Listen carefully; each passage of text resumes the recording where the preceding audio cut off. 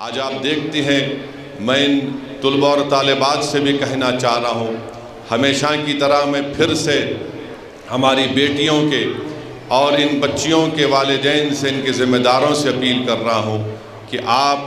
وقت کا تقاضا یہ ہے کہ مسلمان اپنی بیٹیوں کو خوب پڑھائیں اور ان کو خوب قابل بنائیں۔ یقیناً مجھے بھی اللہ نے بیٹیاں دی ہیں، ہماری بھی یہ کوشش ہوتی ہے کہ ایک عمر کے حصے میں آنے کے بعد بلکہ صحیح عمر میں ان کی شادی کر دی جائے، مگر صرف شادی کرنا ماں باپ کی ذمہ داری نہیں ہے۔ ماں باپ کی ذمہ داری یہ بھی ہوتی ہے کہ وہ اپنی بیٹیوں کو قابل بنائے، نیک بنائے، اور وہ گھر میں ایک اچھی مثال بچیوں کے سامنے رکھیں تاکہ بچیوں میں خود اعتمادی پیدا ہو سکے، اور ان کو تعلیم کے زیور سے آراستہ کر اس کے بعد ان کو آپ اپنے گھر سے رخصت کریے، کیونکہ یاد رکھیے کسی قوم کی ترقی کا راز اس کی خواتین ہوتی ہیں۔ اگر وہ خواتین پڑھی لکھی ہوں گی، اور خاص طور سے جس گھر میں ہماری بچیاں پرورش پاتی ہیں، اس گھر کے ماں باپ کو ایک بہت بڑی ذمہ داری ان پر یہ ہوتی ہے کہ وہ صرف ماں باپ نہیں بلکہ ایک رول ماڈل ہوتے ہیں۔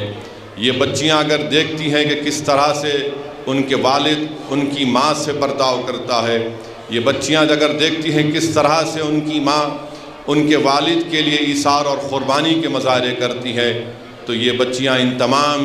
عادتوں کو، اطواروں کو اپنے ذہن میں بٹھا لیتی ہیں،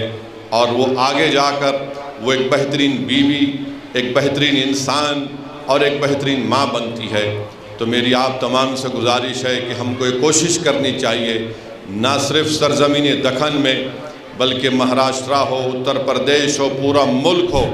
مسلمانوں کو اپنی بیٹیوں کو اپنی خوب پڑھانے کی کوشش کرنی چاہیے، ان کو طاقتور بنانا چاہیے، کیونکہ آج جو معاشرہ ہے،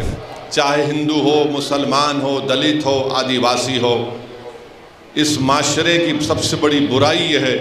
کہ یہاں پر خواتین پر ظلم ہوتا ہے۔ تو اسی لیے ہم کو ابھی سے اپنی بیٹیوں کو خوب طاقتور بنانا ہے، ان کو مضبوط بنانا ہے، تاکہ ان کا ایک روشن مستقبل ہم پیدا کر سکیں۔ یہ مجلس اتحاد المسلمین کی چھوٹی سی کوشش کی جا رہی ہے۔